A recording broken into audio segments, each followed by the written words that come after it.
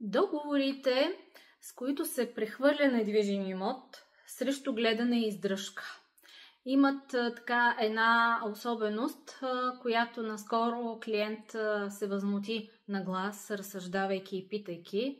Директно ще задам въпроса му, за да разберете защо правя това видео. Аз съм Поля Христова и се занимавам с недвижими имоти, надявайки се, правя тези видеа, надявайки се да помогна на повече хора, така да си проправят път в джунглата сделките с недвижими имоти. Казвам джунгла, защото нещата изглеждат на пръв поглед прости, избираш от няколко вида сделки. Въпросът е, че хората са неподготвени и това е нормално да са неподготвени.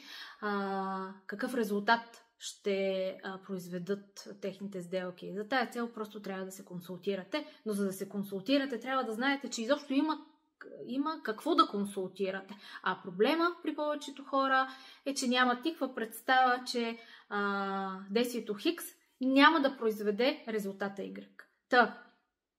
Когато Иванчо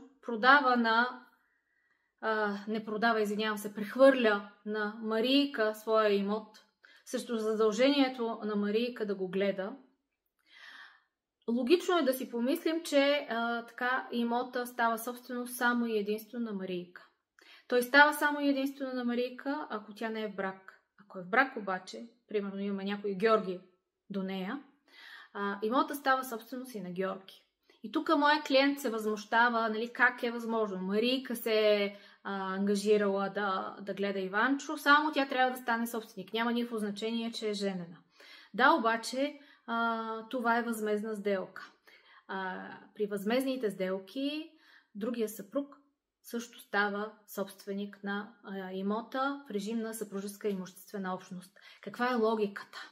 Докато Марийка се занимава с грижи, понякога с средства, за да гледа Иванчо, другия съпруг, в случая Георги, той също отделя от своето време и всякакъв вид ресурси да се грижи пък за семейството. Няма значение дали има деца или няма.